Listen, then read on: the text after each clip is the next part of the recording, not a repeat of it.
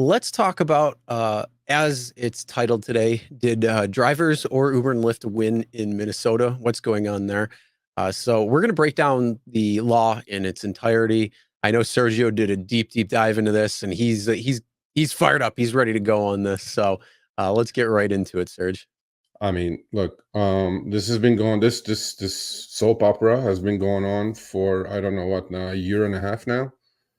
Something. And finally the final chapter was done couple of weeks ago. So I'm gonna go through what I think the drivers got it right and where I think Uber and Lyft benefited from. Look, the top complaint in our universe is what? Has always been what? Pay, earnings, right? So a lot of people were doing a lot of miscalculating on this deal when it came to the earnings part of this deal that they struck, which was everybody was like figuring out in their head, $1.28 a mile, 31 cents a minute. I'm on a swimming in cash. Everything is great. And I'm going like, well, not so fast.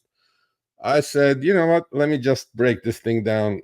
By the way, this bill, the Uber Lyft bill, was part of an omnibus bill in the Minnesota Senate, which was squeezed in there. The whole bill was sent to me. And thank you at Uber, whoever you are, you know who you are. He told me what page and what section it was in, because this thing was like 450 pages, the whole Oh my bill. God. And if it wasn't for one of my contacts at Uber, I would have never found it. I would have quit. But he said, section this and line this and this. This is on its own is about 30 pages. Why do we need these things? We need it, I guess. But anyway, so here's the deal: the $1.28 and 31. I'm gonna go short and sweet. If you guys are interested in this, you can revisit this segment when we put it out again. Slow it down, take a look at it, read it. Uber and Lyft and the state of Minnesota decided that they should have a statewide resolution to this, which what Uber and Lyft were asking for. The city of Minneapolis didn't want to get preempted, so they accepted this as well, and so did the drivers. First of all, my hat's off to Malda, Minnesota Uber and Lyft Drivers Association. Without their persistence for 2 years, and voting some friendly city council people into the city of Minneapolis, this would not have happened. So congrats, Ida Lee and Malda, for staying strong, staying together, which is a rarity in our driver community, really. We're just so fragmented anyway. So the city of Minneapolis passed super high mile and minute rates. Uber and Lyft said, we're going to leave. Then they weren't leaving. Then they were leaving. They said, we need a state resolution. All this time, it ended here. It ended at $1.28 a mile, 31 cents a minute. Now, this is for only period 3. For drivers who know what period 3 is with a butt in the back seat. Now, period 1 is your app is on, you're idling, you're waiting for a request. Period 2, you have accepted the request, you are on your way to pick up. Period 3 is you have a rider in your car and you're going to the destination. Okay, so this $1.28 and 31 only applies to period 3. That's number 1. Number 2, this is going to kick in December 1 of this year. Now, you guys will figure out on your own. You don't need my help. I figured it out why this is. FYI, I'm allowed to say this. Uber and Lyft were ready to go on July 1. It wasn't Uber and Lyft that said we want to wait until December 1. In fact, it was January 1, then they pushed it back a month to December 1 for these rates to kick in. So between now and December 1, it's business as usual.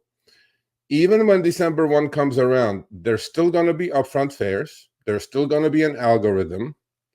It's not going to be this, what you guys think it's going to be, meaning, okay, I drove 10 miles in 30 minutes, multiply 10 miles times $1.28 and multiply 30 minutes times 31 cents.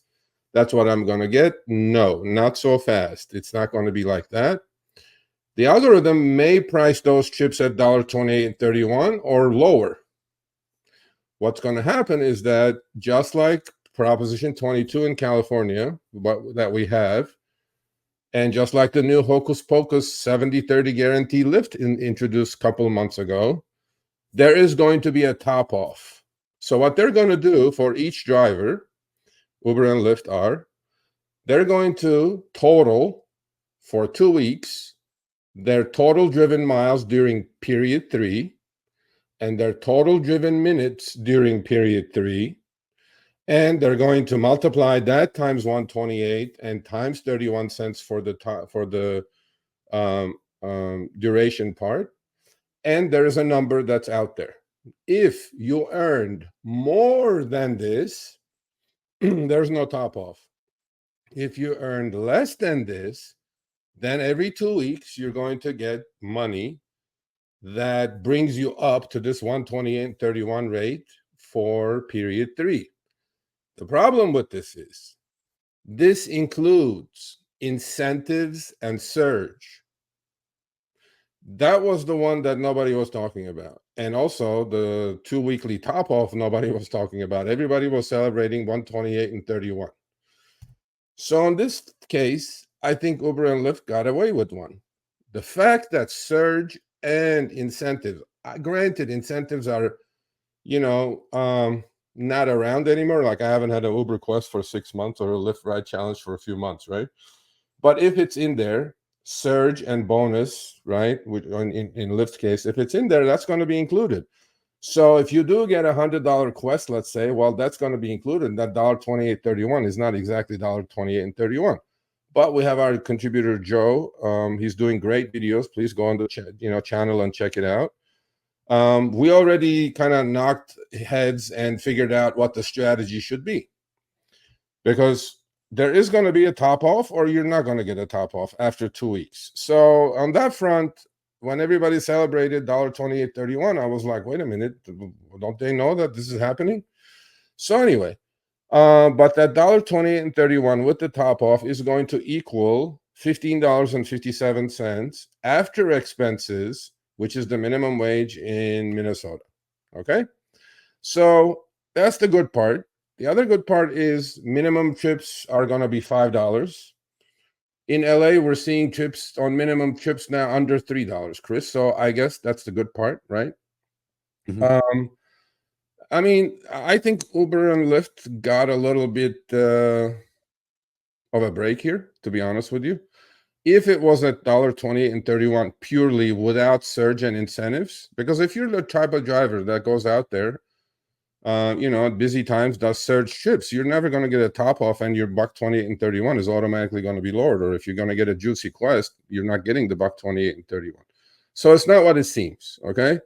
So on this case, front, Uber and Lyft got a break for sure. They don't have to raise the rates on the riders by, God knows what, right? They were saying twice, 3 times. So that's not going to happen. And lastly, when it comes to the earnings part, the city and the state senators were parading and saying, this is going to be a 20% increase, 14% increase. I've spoken to Uber about this in detail. I said, do you guys know what these guys are saying? Like 20% from what? Right? So I guess 20%, if they're going, my experience with all these top offs and 2 weekly calculations is that just like it's happening in California now with Prop 22, the algorithm is going to absolutely peg everything right at that 1557 level. And that's been my experience for the last 3 years with Prop 22, and it's happening now. Every trip I get is $5 for 15 minutes, which is Prop 22 numbers. So on that front, not a huge victory. Now, there are good parts of this. Hold on, it's not all bad. The pay transparency part, that was already there. The riders, the drivers are going to be able to see the receipt immediately afterwards. In our case, we have to go to the website, or in my case, I can go inside the app. It's all different. But in this case, they're going to have total transparency. Okay. They are, the ping is still 10 seconds. The bill kind of left that vague. The bill says companies must give drivers sufficient time to review fair offers. I don't know what that means, honestly. And you know, we do these. I mean, we were getting these anyway. So on the pay transparency part, I don't think there's anything earth shattering. So we'll go to the next screen, next slide. Now, there are two things in here that are important. Uber and Lyft wanted at the end of this for all drivers, just like Seattle and Washington State, to admit or to kind of give up their right to unionize or collective bargaining. Uber and Lyft did not get that here. Okay, so that's a big deal. Unlike the law in Washington and settlement in New York, the Minneapolis bill does not explicitly define drivers as independent contractors. Now, that means this saga may continue one day. However, from what I heard from Uber and Lyft is that there is extremely strong language that they're happy with in this bill that drivers are going to stay independent contractors. I mean, look, we do our surveys. 80% of our audience want us, for one reason or another, they want to stay independent contractors. Another good part in this, there is new insurance requirements. You know, we're going to talk about insurance in a segment coming up shortly. We all know Uber and Lyft offer P3, the highest insurance levels, $1 million liability. In Minnesota, that's $1.5 million now, as opposed to, and Uber and Lyft didn't want that. They wanted actually million. They said we're spending $20 million extra a year in premiums because it's $1.5 million. Why don't we lower it to $1 million and give that $20 million to the drivers? They said no, thank God, because that $20 million, the drivers would never see that. At least on this one, they stood firm. You know, the other thing is in this is that the $1 million policy, okay, this is a key point here. You guys need to understand this. When you end the trip, that policy is done. It's finished. In Minnesota's case, what they did is the bill expanded the coverage requirement up to $1 million, not $1.5 million, for the ride-hail drivers. That includes the time immediately after ending the trip. Right, which was a major priority for drivers, which it is, because if you're getting carjacked or if something happens right after the trip ends, Uber can pull their hands off and say, nope, well, we have nothing to do with it. The trip is over. In this case, they got that, which is good. That the coverage continues at $1 million level instead of $1.5 million. So there are some good things in here that they got. On the next slide, there is deactivations. Deactivations, they got a lot out of it, okay? On the deactivation side, there has to be a warning to the driver before you get deactivated. The deactivation is not going to be handled by insiders at Uber and Lyft with the, through the app bullshit, right? Uber and Lyft actually are looking to hire a third-party company for themselves, and Malda, I think, is going to be the one that helps the drivers with legal help and etc. Another good thing is Uber and Lyft are going to go back and look at all the deactivations for the past 3 years, and if somebody's slipped through, they're going to be allowed. Their cases are going to be reopened and allowed to come and get back on the platform. So on the deactivation side, they got some strong language in there that protects the drivers a lot more than in any other state that I know of, except again Washington State. And, to summarize, Washington State was the first to enact a statewide wage floor. But in Washington State, they truly have $1.50 a mile and 41 cents a minute. They do not have this top off every 2 weeks. This happens, that happens. In New York, they have the top off. They gave the $26 per active hour. Now, and this varies in every state, by the way. Uber is writing this and Lyft is writing this language the way they want. In Minnesota, it's only on period 3. In New York, it's period 2 and 3. That's what is called active hour for $26 minimum. Seattle, Washington State is the only one that does not have active hour thresholds. In Prop 22, we have period 2 and period 3 as our top off levels. So I'm going to read this part because, this is really key just for you guys to understand what these companies are doing and what these companies' playbook is. And I know a couple of people are in Massachusetts here. There is some massive battles going on in Massachusetts as far as misclassification is concerned. Uber and Lyft have 5, not 1, but 5 Prop 22 clones in the ballot coming up. and I am very nervous about Boston drivers or Massachusetts drivers. Washington State was the first to enact a statewide wage floor for Uber and Lyft drivers in December 2022. Drivers are not guaranteed. See, this is the difference. In the Minnesota case, the tips are not going to come in at $1.28 and 31. They could come in at dollar mile and 15 cents a minute. If you're under, right? And we know we've spoken about this, Chris, right? How they surge shave and all this stuff, right?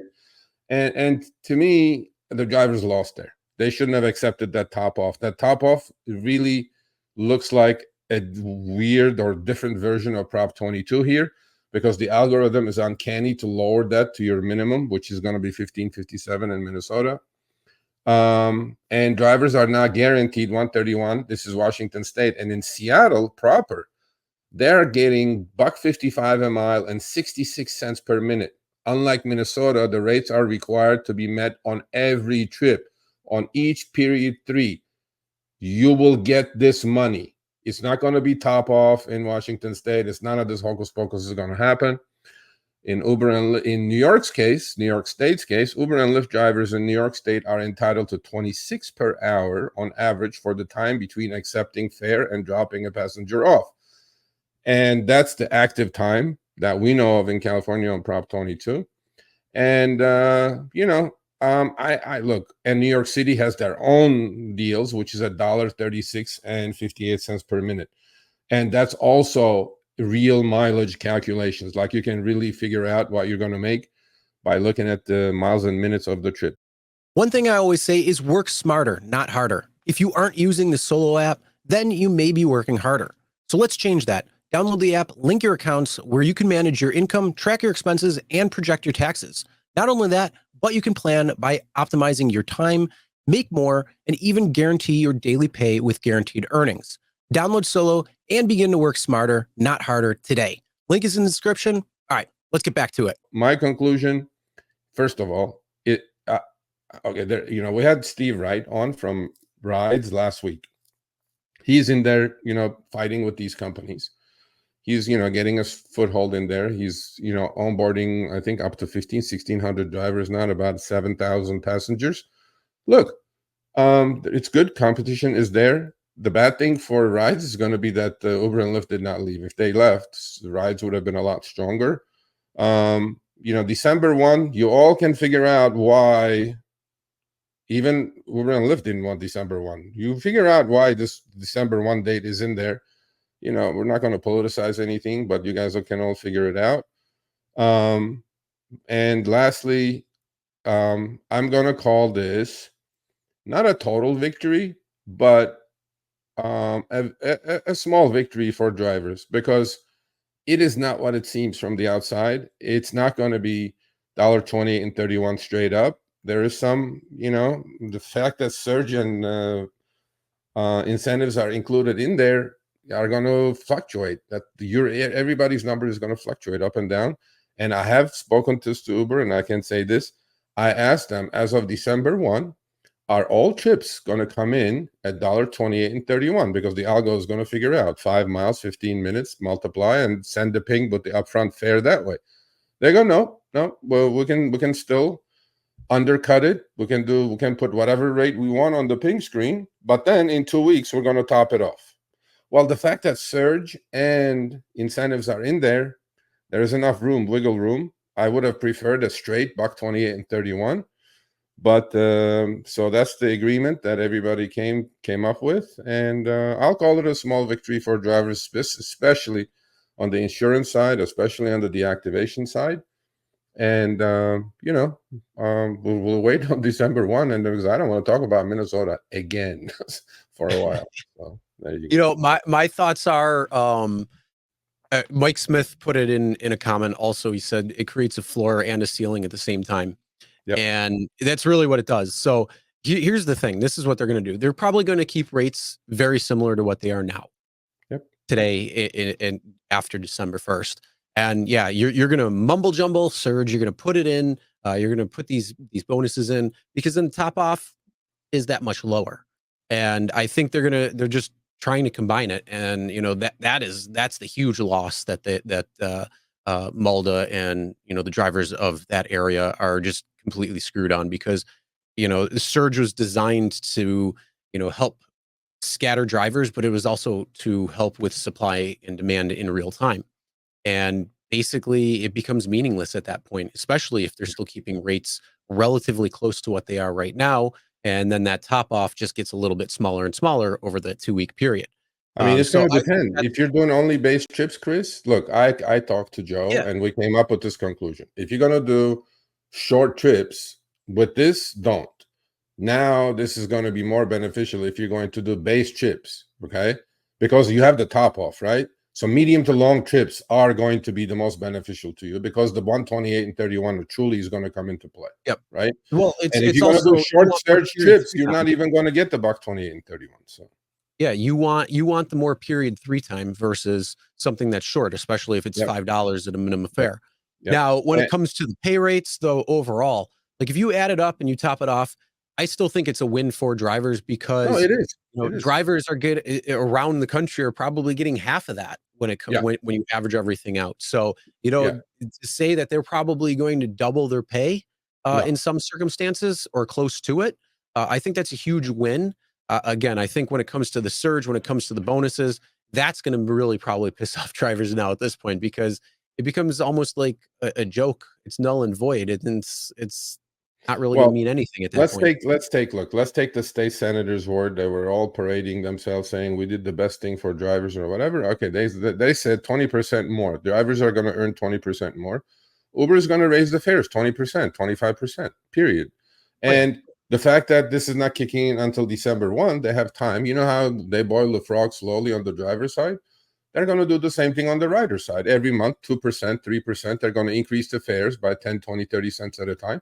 And when December, 1 comes into play and buck 28 and 31 kicks in, then riders. But the funny thing is, between now and then, all the raises that they're going to put in, they're not going to pass that on to the driver anyway. oh They're going no, to make more money actually between now and December 1. So yeah, oh yeah. So they're playing a nice game there, for yeah, themselves. I thought, So I mean, I speak to Uber quite a bit, and I was like, shit, man.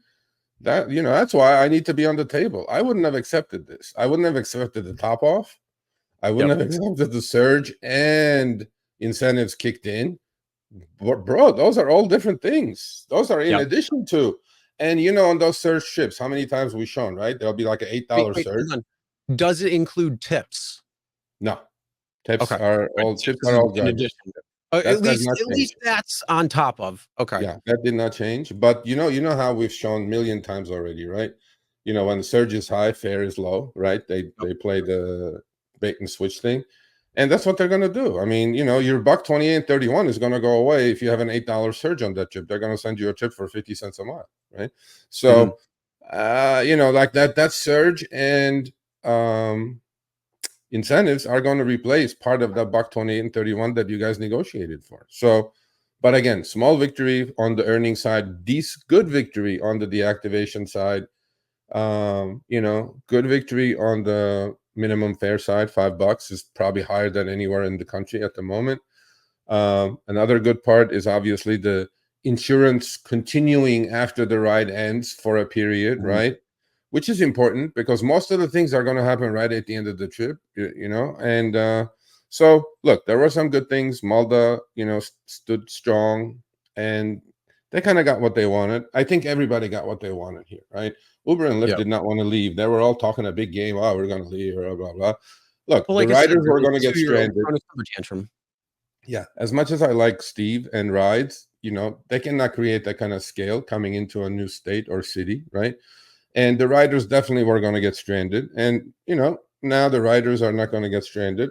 The drivers, as much as I hate to say it, if they had left July 1, I mean, there is no earnings, there's no money, right? And so to me, it's like, I'm not going to call it a win-win-win for everyone because riders are going to lose on this. Uber already clearly said they're going to raise the rates 20 to 30%. I'm like, okay. Drivers, And let's they're say drivers got a 25% increase. Riders are going to lose already at the end pissed of off. this, you know, and we'll find out how much demand goes down. It's going to be interesting because Uber and Lyft are famous in saying that, right? Oh, demand's going to die and blah, blah, blah, blah. Well, Well, we're going to show you guys. We're going to show you guys Craig right here. Craig is right here. We're going to show you Craig's last couple of weeks earnings. He's in Washington State. He's literally next to the Oregon border, and a lot of Oregon drivers poach into his area to drive. Doesn't look like his earnings are suffering to me. Actually, you guys are going to be like, holy shit. I'm like, yeah. So yeah, we got a couple of topics before that, but very interesting. But still, you know, the other side though is when it comes to Minnesota and it comes to the passengers, we'll see what happens because things can change from area to area, and there's a lot that can play into it. So we'll see what ends up happening. yeah, But yeah, absolutely. passengers aren't going to be happy. So, you know, this is the point where drivers, if you are signing up for rides, this is the time to really recruit those passengers and get them changed over. Because Sergio and I were talking about it before, you know, drivers are fed up and they will sign up for a company that comes into the area as competition because, you know, you have more tools in the toolbox, as Sergio says, and it just gives you more chances to get out there and make some money. But the problem is, it's hard to get passengers and it's really hard to break what they're already used to doing. So that means, hey, I'm going out to drink or I need a ride to work or something or to the airport. I'm going to order an Uber because I'm used to doing that. Or I'm going to order a Lyft because that's the company I prefer. So when rides comes in, they have to overcome two things really. They have to overcome Uber and Lyft, but they also have to overcome the steps that people just normally take without really thinking about it. You got to inject yourself into that. So they got to do a couple of things there in order for them to become very successful in that particular area, or just in general as they expand into new markets in any place. Yeah. So somebody asked a question about the dash cam. The CEO was on. It's displayride.com. That's the one I have. Another one, you know, Mike said something interesting here. It says slow walk period 3. Slow walk period 3, you know, long mile and all that good stuff. You know, they're catching up on these drivers, right? I mean, a lot of drivers are still trying to long mile it, and then they're getting these threatening emails and they will get deactivated probably. But then luckily there is a deactivation process now. You know, look, I mean, you know, you got to change tactics, man. You know, things are going to change December 1. Before then, probably not much is going to change. But on December 1, you have to have your strategy straight up with the new system, you know. But we'll see. You know, we'll keep you guys up to date, but we're not talking about Minneapolis until December 1. Yeah, Brian, it's RSG, code RSG for display ride. Anyway, so that's it. That's Minnesota. Congrats to the drivers. They got according to the state, they got a 20% increase. 20% is 20%, man.